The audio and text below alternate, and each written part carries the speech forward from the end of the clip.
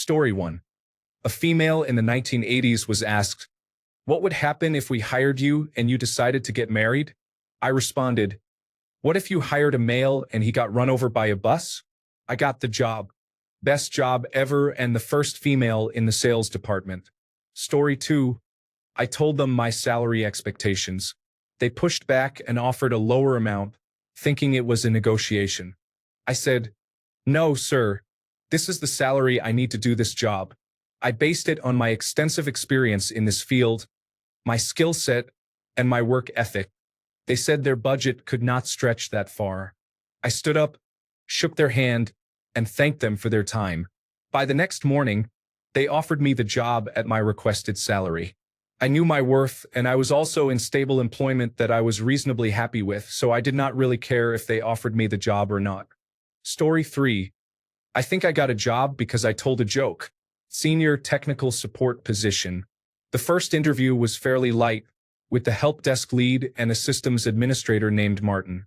From our conversation, we discovered we had similar backgrounds and got along well. The second interview was more technical with the team manager, Martin, and 4 other people. They asked many technical questions, including several, "How would you troubleshoot this scenarios?" which I answered to their satisfaction. I seemed to connect well with the entire team. The last question was another troubleshooting scenario with about 4 possible causes. I answered with a completely deadpan face. I would check this, and also this. If none of those were the problem, I would probably just blame Martin.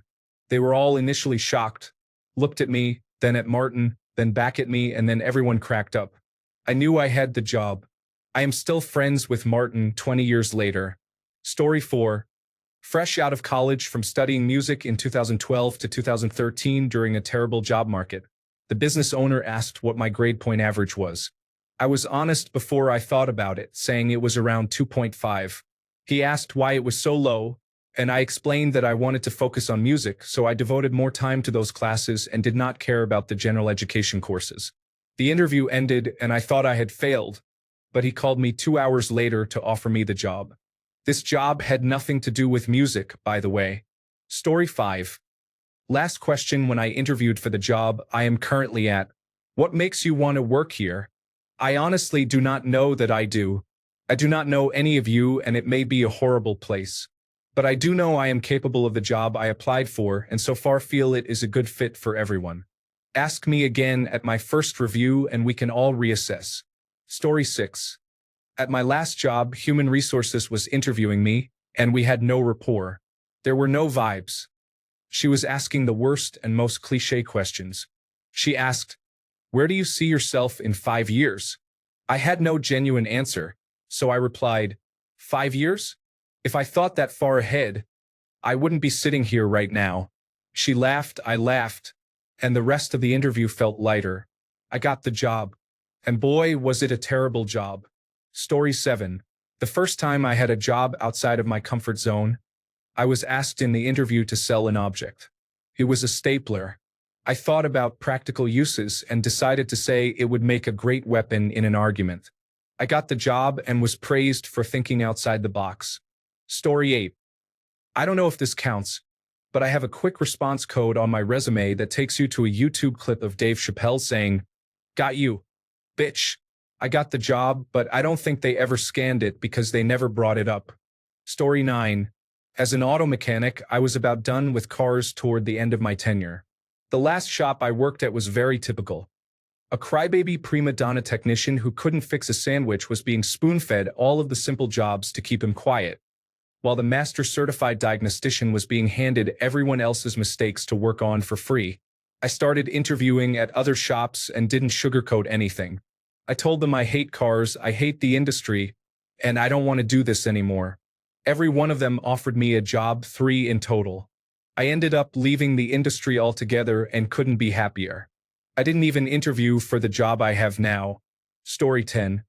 I said, "I am not the best, but the best will probably ask for a higher salary."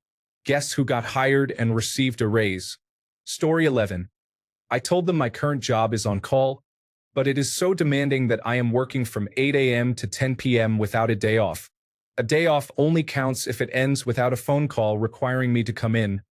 even on Sunday nights when the buses do not run the 3 miles back to my apartment. I was interviewing for a government job that included evenings and weekends off, as well as every third Monday off because we worked an extra hour each day. I got the job. It has been 7 years, and I have not looked back. I have never stepped foot inside the old job again after those final 2 weeks. Story 12. I'm a mechanical engineer. I joke around constantly in interviews and am very authentically myself. It always works out. Here are some highlights of what I've actually said, always in a lighthearted, amiable tone. First ever engineering internship, Vice President of Engineering. We have a lot of data outputs that are pretty messy and arduous to parse. Do you like cleaning up data for a variety of different systems? Me, deadpan stare, no, competent engineers should be able to output clean data. I'm not going to pick up socks behind a bunch of toddlers. Vice President of Engineering bursts out laughing, yes, but let's assume they don't know how to. And don't let them know I said that. I worked there for 2 years developing internal software tools and made great friends with some very competent senior toddlers. Early employee at now famous startup. First major job. Hiring manager grilled me in a highly technical interview. I did 6 on-site cross-functional interviews that day, with the final hour with the hiring manager and his small team. As our session was nearing its end, so this is a pretty specialized role and I'm entry level. I'm really glad I met you guys. You seem like a really great team. It'd be so much fun to work with you. But you should know I have a job waiting for me teaching kids part-time. You should figure out what level of experience you actually need for this role and hire the best fit. I truly want to see you succeed whether I work here or not, and I don't want to be held to standards I can't live up to. Hiring manager. Pikachu face. What the heck is this guy? Told me this years later. Also me. So it's 1 p.m. I've just done 6 interviews back to back, and I'm hungry. You must be too, being stuck here with me. Would you like to join me for lunch? I basically extended the interview informally with the team for an extra 2 hours, much more casual.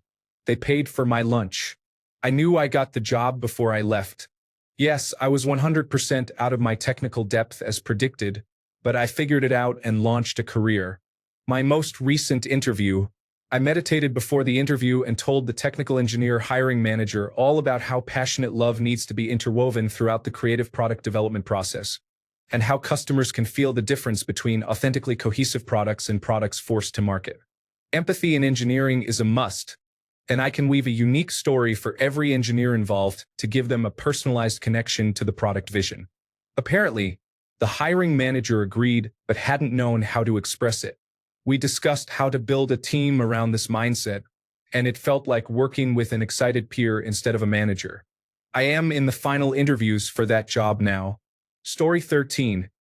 I did not look at the meeting invite email until I went to use the link 15 minutes before the start of my interview. Attached to the meeting invite was a document with the interview questions. Once I got everything set up with the link, I read the document. The meeting started, and I was still reviewing the questions. The last question was, how would you prepare a PowerPoint presentation on the given course? When it was time to answer that question, I disconnected my Wi-Fi and reconnected it a few times. I asked if everyone was having issues or if it was just me. When they said theirs was working, I asked if we could reconvene in 15 minutes so I could restart my router and reconnect to the meeting. I made a 4-slide PowerPoint and rejoined the meeting. I then said, knowing more now about what the job entails, this is what I would do differently, and made some updates. Story 14. I had 2 experiences in the same interview for an early morning cleaner position at a school. One was telling them I know I have no professional experience in this field and would need training for how it's done on this scale, but everyone cleans their home, so how is a school any different? When I was asked why I wanted a job that started at 6 a.m., I told them I am an early riser anyway, and with those hours I could just have a nap at home so it wouldn't make a difference. I was asked if I wanted a tour at the end of the interview, and 4 hours after I left, I received a call saying the job was mine. A third thing was that I was nervous, so I took a small plush toy with me and kept it in my bag. When I went in to submit my documents, I forgot to zip it back up, so there was a 50-50 chance they saw this tiny Nessie poking its head out. Story 15. I walked out of an interview for a company I worked at for 15 years when the new department in human resources asked for my passport to verify my citizenship. Story 16. In my mid-30s, I was interviewing for a much bigger job than I had ever had, overseeing hundreds of employees around the world. While I was running a small company in the same industry, this new position was in a completely different segment. It was explained that my new boss would be tough. He had cycled through 3 people in that role in 18 months. It was mentioned that one of them was a female who had slept with one of the male executives. She was the only female in the small group that ran the division. She was moved to another division. When the story was told, I looked at the interviewer seriously and solemnly promised that I, a married man, would not sleep with any of the male executives if hired. Took him a moment to get the joke. The mood lightened, and he recommended that I be hired, which I was. Story 17. Entering the workforce again after staying home with my children for 10 years. I know I do not have the experience you want, but I am flexible, dependable, and I want to do things well. I will be good at this job. I beat out other candidates for it and just earned myself a 25% raise after 2 years. Story 18. Final question of the interview. The director asked me, "Why should I give you the job?" I said, "I don't even know if I want it yet." He gave me the job about 30 seconds later. It turned out the company was a toxic place to work, so perhaps I should have sensed something was wrong. Story 19. I told them I do not like any of the products the company makes, and maybe I can have a say in changing that. Story 20. Team leader asks, "Where do you see yourself in 5 years?" Me, "In your place." 2 years later, he got promoted and I took his place. Story 21.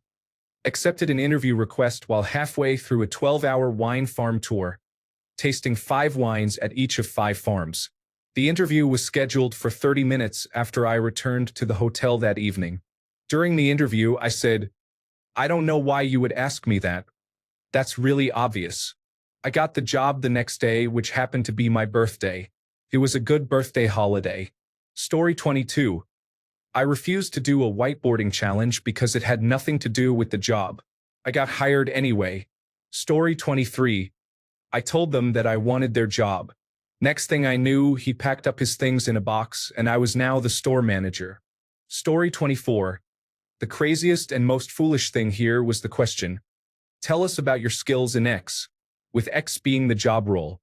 Think of it as being a coder and being asked in an interview to describe your coding skills, the projects you have worked on, and so on. My mind completely blanked. I literally said, "That is a hard question. I don't know." And then I did not say another word. My mind never recovered, and I never returned to answer the question. I had been doing my job for 7 years at that point and was interviewing for the same position at a different organization. In case anyone does not understand, no, it did not help and I did not get the job. Story 25. I told them that we basically had the same goal. We both wanted to find out if I was the right person for the job. I had a job at the time, so I was not desperate. If this was not the right job for me, I did not want it because I was secure in my old job. Story 26. I was driving down the road one day and saw a local grocery store was hiring overnight for unloading the truck. As a night owl and full-time student, I thought I liked that. I was slightly hungover, freshly high on some cannabis, wearing a shirt inside out and backwards, which I noticed after I left. I told them my terms. They said a drug test was next, and I told them I was high right now, just cannabis. They said they would forego the test and hired me on the spot. I just went out that day for some Alfredo. I quit about 2 weeks in. The job was in deep eastern Kentucky, and the crew was incredibly racist and insane. I see why they hired literally anyone who walked in off the street that day.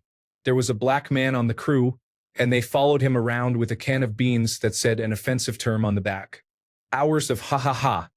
Look man, this is for you. Do they not teach Spanish in eastern Kentucky? Not to mention, the crew was very lazy. Story 27. That inevitable question of, what is your greatest strength? My answer, I am lazy. Then I elaborated on what I mean by that. To maximize my time doing as little as possible, I do a job, following the procedure the right way the first time. That way, I do not have to go back and clean up my own mess, thus avoiding wasting time that I could spend more productively. It worked because I said that at my last job interview, and I have been working here for almost 5 years. Story 28. Disclaimer. They desperately needed people and I just needed some money in my account, but I did not really want the job. The hiring manager gave me the "we are like a family here" line. It was a minimum wage retail job while I was in college. I laughed hard and said, "No way you would be giving family poverty wages. I am not here to be your family. Now, do you need a body to stand at a register or not?" I got the job but only worked there 3 days before something much better came along, and I left. Story 29. I was a little way into an interview in a career where everyone knows everyone. I was changing buildings, but the same person signs all our checks, you know? So I knew that to be asked to interview, they had already asked everyone they could who I was and what I was about. I stopped giving my usual answers to the usual questions after a few minutes and said, "Look, I know you already know my reputation. I'm good. I'm really good. It would be ridiculous not to give me this job. What you don't know is that I'm leaving my current job because I was so good I ended up doing other people's jobs who get paid more. I'm not doing that here. I will be gone by Christmas if I get punished for being too good.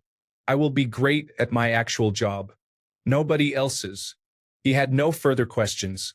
I got the job. Story 30. One man asked me if I had any children. I said, "None that I know about.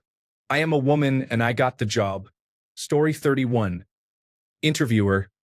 Tell me about a time you had great customer service. Me, bra shopping. It is hard to find a bra when you are big busted. You are a big woman, you know what I mean? I did not get the job. Story 32. I have never given a job interview myself, but I have conducted thousands. Once, a candidate came in who was so hilarious that no matter what we asked, he responded or acted in such a way that we struggled to keep a straight face. Despite trying to hold back our smiles and laughter, we ended up bursting into uncontrollable fits of laughter. Story 33. I said I would work for free for a week to prove my worth. Turned out they loved me. I am still waiting for that week's paycheck, though. Story 34. I was just honest and told him that I do not like to work and just want relaxing things to do, and he just laughed. Story 35. They asked why I wanted to leave my current job. I said I did not. I was very happy there and loved my job, but I had applied for this job because it sounded very interesting. I felt I would be good at it and enjoy it. I said that I would love to get the job but was also happy in my current role, so it was a win-win. They gave me the job. Story 36. I showed up to the interview in a white dress shirt with stripes tucked into red basketball shorts. The shirt was buttoned up with no belt. The interview went well and I still got hired. Story 37. Got up for my interview in front of the vice president, chief executive officer, and president and said, "Well, boys, that interview was absolutely electric. Thank you." They called me the next day and said, "We think you will work out great for us." Story 38. I was interviewing for a contract position. They had a small test to weed out imposters. They introduced me to one of their team leads and said, "The team lead will be your proctor." I replied, "As long as he is not my proctologist." After a shocked look and some laughter, I passed their test. Story 39. I said, "I am not someone who can be managed. I do things the way I think they should be done." And they let me. Story 40. The interview was for Chief of Information Technology position at the largest agency in the United States Department of Defense. The first interview question was, "This can be a very stressful position. How do you handle stress?" I thought for a moment and my first comment was, "I do not let stress affect me." I explained that I had learned not to take things personally and would focus on the responsibilities required for the position and taking care of the people I would be managing. The interviewer laughed and said, "Good attitude. I got the job." I later learned that one of the other candidates had responded, "I just spread the pressure onto the people who report to me." Story 41. When asked if I had any questions for them, I said, "When do I start?" It worked only because I was more than qualified and comfortable with the team by the final interview. Story 42. There are a few ways that I use self-deprecation in interviews in a non-traditional way to accentuate my strengths. For example, I have a story about the dumbest mistakes I've made once but never twice, and how hiring somebody who hasn't made those mistakes is a risk. My favorite response is to questions about my greatest weakness. I am lazy. If you work with me, you will understand. I am a special kind of high-effort egalitarian lazy. I feel bad when anyone is doing work I think a computer can do.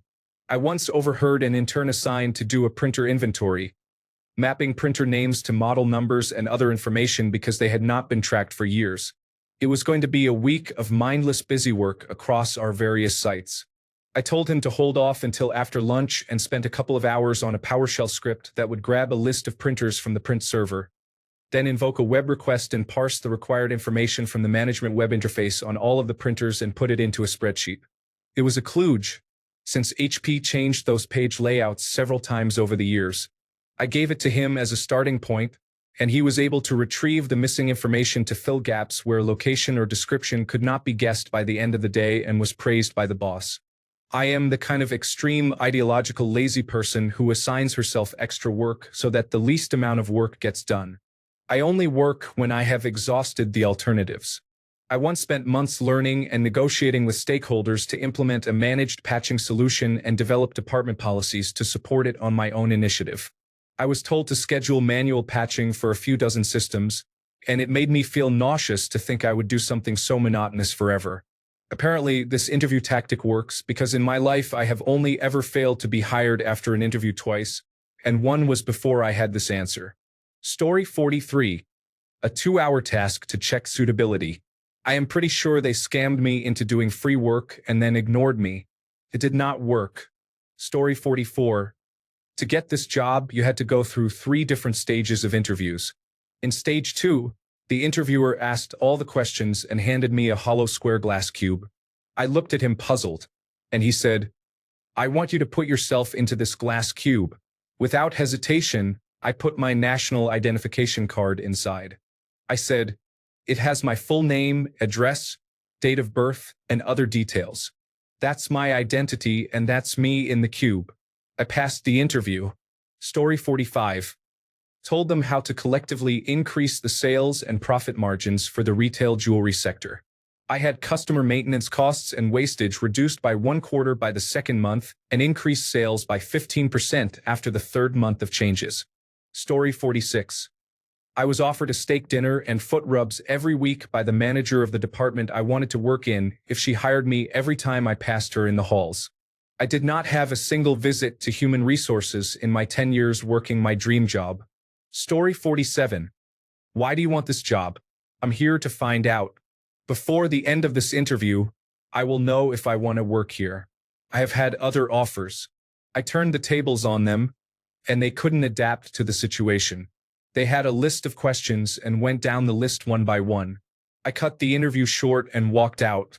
They contacted me 6 months later to say the person they hired didn't work out and asked if I was still interested. I said no because they made a bad decision and hired the wrong person.